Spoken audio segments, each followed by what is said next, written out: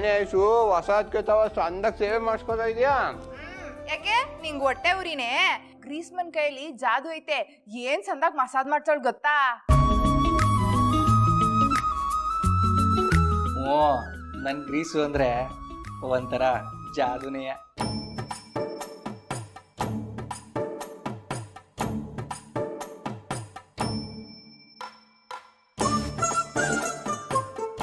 ಇವಳು ಯಾಕೆ ಇನ್ನೂ ನನ್ನ ಹಂಗೆ ನೋಡ್ತಾವಳಲ್ಲ? ನಿನ್ನೆ ರಾತ್ರಿ ಆಟ ಒಂದೆಲ್ಲ ಆದ್ಮ್ಯಾಕು ಇನ್ನು ಎಂತ ನಾಚಿಕೆ ಅಂತೀನಿ ಇವಳಿಗೆ. ಲೋ ರುದ್ರಣ, ಲೋ ರುದ್ರಣ, ಎಲ್ ಕಳ್ದೋಗಿದ್ಯಾ? ಏ ಐಸು, ಇವನೊಂದು ಮಾತ್ರ ಬಿಡ್ಬೇಡ. ಹೇಳ್ದೆ ಕೇಳ್ದೆ ಪುಕ್ಸಟೆ ಮದುವೆ ಮಾಡ್ಕೊಂಡ್ ಬಂದವನೆ. ಈಗನ ಏನನ್ನ ಕೇಳಿ ಈಸ್ಕೊಳಕಿಲ್ವ? ಮತ್ತೆ ಮದುವೆ ಆಗಿರೋ ಖುಷಿನಾಗವನೆ. ಅದು ಅಲ್ದೆ ಇರೋದ್ ನೀನ್ ಒಬ್ಳೆ ತಂಗಿ. ಮತ್ತೆ ಬುಟ್ಬುಟನಾ? ಇವನು ಮೊದಲನೇಕಿಂತ ಮದ್ವೆ ಆಗ್ಬೇಕಾದ್ರೆ ನಾನ್ ಚಿಕ್ಕವಳು, ನನ್ಗೇನು ಗೊತ್ತಾಯ್ತಾ ಇರ್ಲಿಲ್ಲ. ಆದ್ರೆ ಇವಾಗ ಹಂಗ ಇವ್ನ್ ಮದ್ವೆ ಆಗಿರೋದು ಗೊತ್ತಾಯ್ತದೆ, ಇವನ್ ಹತ್ರ ಹೆಂಗ್ ದುಡ್ಡು ತಕೋಬೇಕು ಅನ್ನೋದು ನನಗ್ ಗೊತ್ತು. ಅವತ್ತಿಂದ ಇವತ್ತಿನವರೆಗೂ ಎಲ್ಲದೂ ವಸೂಲಿ ಮಾಡ್ತೀನಿ, ನೋಡ್ತಾ ಇರೋ. ಹೂ ಕಣವಮ್ಮ ತಾಯಿ, ನೀ ಕೇಳಿದೆಲ್ಲ ಕೊಡ್ತೀನಂತೆ. ಮೊದ್ಲು ನಿನ್ ಗಂಡನ ಮನೆಗೆ ಹೊರಡು, ನಿಂಗೆಲ್ಲ ಕೊಡೋದನ್ನ ಕೊಡಿಸ್ಬಿಟ್ಟು ಹಂಗೆ ನಿನ್ನನ್ನ ಅಲ್ಲೇ ಎತ್ತಾಕ್ಬಿಟ್ಟು ಬಂದ್ಬಿಟ್ಟೇನು. ನನಗೂ ಹಸಿ ಸುಲಭ ಆಯ್ತದೆ. ಎತ್ತಾಕ್ಬಿಡ್ತಾನೆ ದೊಡ್ಡ ಮನ್ಸ. ಏಯ್, ಅವಳು ನನ್ನ ಮಗಳು ಕಂಡ್ಲ, ಹೇಳ್ಬಿಟ್ಟ ದೊಡ್ಡದಾಗಿ. ಕೇಳ್ದೇನೆ ಪಾರ್ವತಿ ನಿನ್ನ ಮಗನ್ನ? ಕೇಳಿದ್ದೆಲ್ಲ ಕೊಡಿಸ್ಬಿಡ್ತಾನಂತೆ. ಏನಿವನು ದಾನವೀರ್ ಸೂರ್ಕರ್ಣ? ಇಲ್ಲಿ ಗಂಟ ಯಾರಿಗಾನ 5 ಪೈಸೆ ಕೈಯತ್ ಕೊಟ್ಟವನ ಇವನು?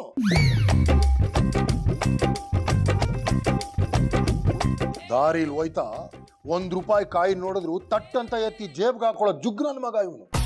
ನೀನು ಶಿವರುದ್ರಪ್ಪನ ಮಗಳಿಗೆ ಕೇಳಿದ್ದೆಲ್ಲ ಕೊಟ್ಟಿಯಾ? ಕೊಡು ನೋಡೋಣ. ಕರೆಕ್ಟಾಗಿ ಹೇಳ್ದೆ ನೋಡಪ್ಪಯ್ಯ. ಲೇ, ಅದೇನೋ ಕೊಡ್ತೀನಿ ಅಂದಲ್ಲ, ಕೊಡ್ಲಾ? ಕೊಡ್ಲಾ ನೋಡುವ.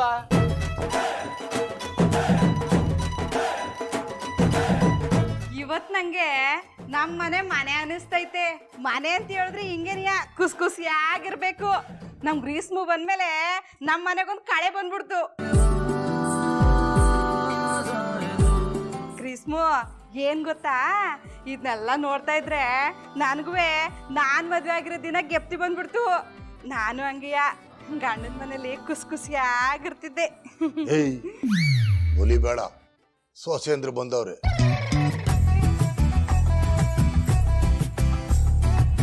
ಲೇ ಶಂಕರ, ನೋಡ್ಲಾ ಮನೆ ಸೊಸೆ ಅಂದ್ರೆ ಹಿಂಗಿರ್ಬೇಕು. ನಿನ್ನ ಹೆಂಡ್ರು ಅವಳೆ ಒಂದಿನಕ್ಕೂ ನಮ್ಮ ಹತ್ರ ಕೂತ್ಕೊಂಡು ನಿಂತ್ಕೊಂಡು ಮಾತಾಡಿಲ್ಲ. ಯಾವಾಗ ನೋಡಿದ್ರು ನ್ಯಾಯ ತೀರ್ಮಾನ ಮಾಡೋದು ಆಗೋಯ್ತು.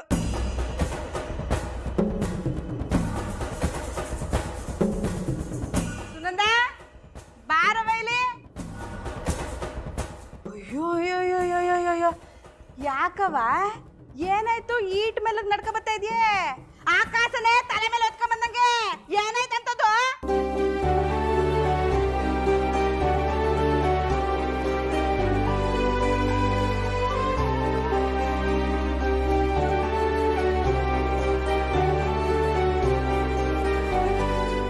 ಯಾಕವ ಬರೀ ಕೊಂಡ್ಸಂದಲೇ ಮಾತಾಡ್ತಿದ್ಯೇ? ಬಾಯ್ ಬುದ ಬಿಡ್ತಾ?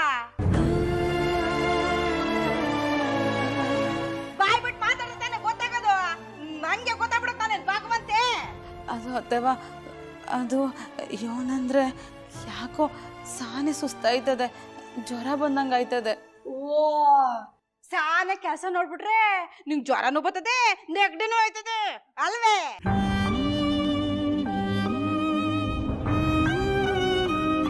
ಸಾಧಾರಣ ನಾಟಕದ ಮಾತಲ್ಲ ಆ ಗೌರಿತವ ಏಳು.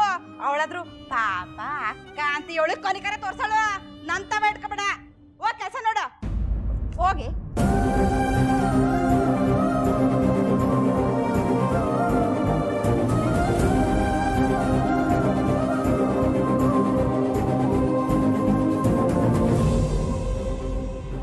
ಏನ್ಲ ಜೋಗಿ, ನಿನ್ನೇನ್ ರತ್ಲಕ್ ಹೋಗವಳೆ ಕಾಣಿಸ್ತಿಲ್ಲ? ಇನ್ನೇನು ಬಂದ್ಬಿಡ್ತಾರೆ ಬಿಡು. ಈಗ ಮತ್ತೆ ಅದಕ್ಕೆ ಜೋರ್ ಮಾಡ್ಕೊಂಡು ಕುಂತ್ಕೋಬೇಡ. ಆ ಗೊತ್ತಳೆ ಹಂಗಾರ ಮನೇಲಿಲ್ವೇ? ಎತ್ತಗೋಗಳು ಎಲ್ಲಿ ಅಂದ್ರೆ ಅವ್ರ ಮನೆಗೆ ಹೋಗವ್ರೆ ಬರ್ತಾರೆ.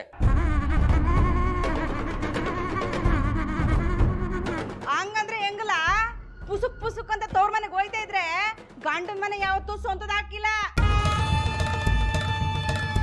ಅರ್ಥ ಮಾಡ್ಕೊಳಕ್ ಹೇಳ ಮಗ. ಸುನಂದ ಯಾವತ್ತಾದ್ರೂ ಈ ವರ್ಷದಲ್ಲಿ ಅವಳು ತೋಟ ಮನೆಗೆ ಹೋಗಿದ್ಲೇ?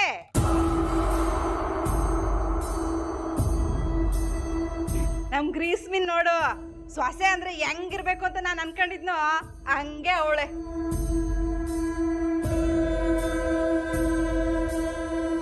ಹಿಂಗೆಯ ಮನವರೆಲ್ಲ ಕೂಂತು ನಗ್ನಗ್ತಾ ಮಾತಾಡಿದ್ರೇನೆಯ ಮನವರೆಲ್ಲ ಹತ್ರ ಆಗೋದು. ಇವನ್ಗೇನು ಹೇಳ್ತೀಯ ಬಿಡು ಪಾರ್ವತಿ. ಇವನು ಅವನ ಹೆಂಡತಿ ಆಡಿಸೋ ಗೊಂಬೆ, ತೊಗಲು ಗೊಂಬೆ. ಅವಳು ಆಡಿಸ್ತಾಳೆ, ಇವನು ಆಡ್ತಾನೆ. ಇವನಿಗೂ ಅದೇ ಖುಷಿ. ಏನ್ ಹೇಳಕ್ಕಾಯ್ತದೆ ಬಿಡು.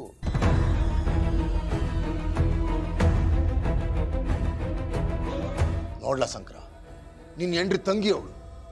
ಮದ್ವೆ ಆದ್ಮೇಲೆ ಗಂಡನ ಜೊತೆ ಮನೆಯವ್ರ ಜೊತೆ ಎಲ್ಲ ಸೇರಿ ಸಂಸಾರ ಹೆಂಗ್ ಮಾಡೋದು ಅಂತ ಕಲಿತಾವಳೆ.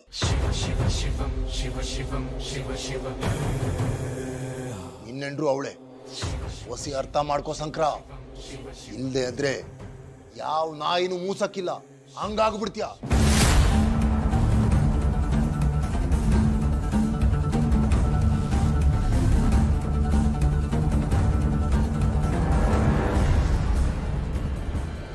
ಈಗೊಳಪ್ಪ, ಯುವರಾಜರು ಹೊಂಟ್ಬಿಟ್ರು. ಹೇಳಂಗಿಲ್ಲ, ಮಾಡಂಗಿಲ್ಲ. ಏನಾರ ಹೇಳಿದ್ರೆ ಮನಸ್ತಾಪ ಮಾಡ್ಕೊಂಡು ಹೋಗಿ ಹೆಂಗಸ್ರ ತರ ರೂಮ್ ಸೇರ್ಕೋತಾನೆ. ಹೋಗು ಹೋಗು, ಹೋಗಿ ನಿನ್ ಹೆಂಡ್ರಿಗೋಸ್ಕರ ಕಾಯ್ತಾ ಕೂತ್ಕೋ.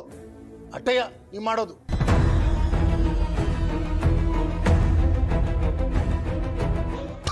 ನನ್ ಮಗನ್ ತಂದು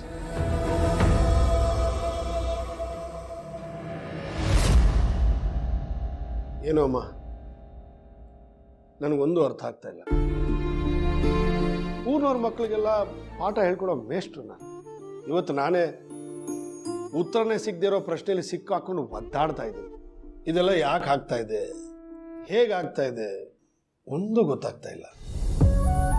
ನಾವೇನು ತಪ್ಪು ಮಾಡಿದ್ದೀವಿ ಅಂತ ನನಗೆ, ನಮ್ಮ ಮನೆಯವ್ರಿಗೆ ಇಷ್ಟು ಕಷ್ಟ ಬರ್ತಾ ಇದೆಯೋ ಗೊತ್ತಿಲ್ಲ.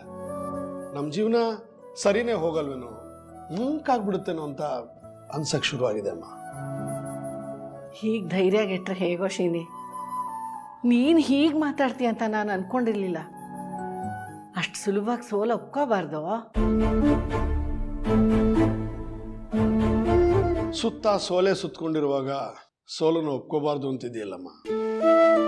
ಅಮ್ಮ, ನಿನಗೆ ಗೊತ್ತು, ನಾನು ಜವಾಬ್ದಾರಿಯಿಂದ ಯಾವತ್ತೂ ಓಡೋದನ್ನಲ್ಲ. ಒಳ್ಳೆ ಪ್ರೊಫೆಸರ್ ಆಗಿ, ಒಳ್ಳೆ ಮಗನಾಗಿ, ಒಳ್ಳೆ ಗಂಡನಾಗಿ, ಒಳ್ಳೆ ಅಪ್ಪನಾಗಿ ನಾನು ಯಾವತ್ತೂ ಬಿದ್ದಿಲ್ಲ. ಎಲ್ಲ ವಿಷಯದಲ್ಲೂ ನನ್ನ ಶಕ್ತಿ ಮೀರಿ ಪ್ರಯತ್ನ ಮಾಡಿದ್ದೀನಿ. ಬಡತನದಲ್ಲಿ ಬೇಯ್ತಾ ಇದ್ರು ನಾವು ಹಳ್ಳಿಯಿಂದ ಹಾಸ್ಟೆಲ್ಗೆ ಬಂದು ಸೆಟ್ಲ್ ಆಗಿದ್ದೀವಿ ಅನ್ನೋದು ಕನಸಾಗಿತ್ತು.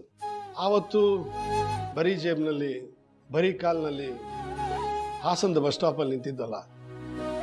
ಅವಾಗ ನನ್ನ ಹತ್ರ ಕನಸು ಬಿಟ್ರೆ ಏನಿತ್ತಮ್ಮ. ಕಲೆಗೆ, ಸಾಹಿತ್ಯಕ್ಕೆ, ರಾಜಕೀಯಕ್ಕೆ ಹೆಸರಾಗಿರೋ ಊರಿದು. ಅಲ್ಲಿ ಪ್ರೊಫೆಸರ್ ಆಗಿ ನಾನು ಅಲ್ಪ ಸ್ವಲ್ಪ ಹೆಸರು ಮಾಡಿದ್ದೀನಮ್ಮ. ಅದಕ್ಕೆ ಎಷ್ಟು ಕಷ್ಟಪಟ್ಟಿದ್ದೀನಿ ಅಂತ ನಿಮಗೂ ಗೊತ್ತು. ಆದರೆ ಇವತ್ತು ಎಲ್ಲ ಕಳ್ಕೊಂಬಿಟ್ಟೆ. ಇಂಥದ್ದೊಂದು ದಿವಸ ನನ್ನ ಜೀವನದಲ್ಲಿ ಬರುತ್ತೆ ಅಂತ ನಾನು ಕನಸಲ್ಲೂ ಕಂಡಿರಲಿಲ್ಲ. ಅದು ನನ್ನ ಮಕ್ಕಳ ದೆಸೆಯಿಂದ. ನಾನು ಅವ್ರಿಗೆ ಹೇಳ್ಕೊಟ್ಟ ನೀತಿ ಪಾಠ, ಕಲಿಸಿದ ಮೌಲ್ಯಗಳು ಪ್ರಯೋಜನಕ್ಕೆ ಬರಲಿಲ್ಲ ಅಮ್ಮ. ಹಾಗೆಲ್ಲ ಹೇಳ್ಬೇಡಿ ಅಪ್ಪಾಜಿ.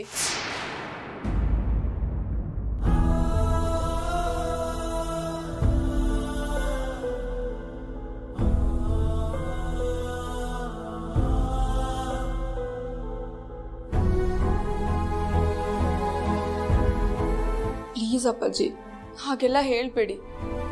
ನೀವು ನನಗೆ ಕಲಿಸ್ಕೊಟ್ಟಿರೋ ಪಾಠನೇ ನನಗೆ ಇವತ್ತಿಗೂ ಶಕ್ತಿ, ಧೈರ್ಯ.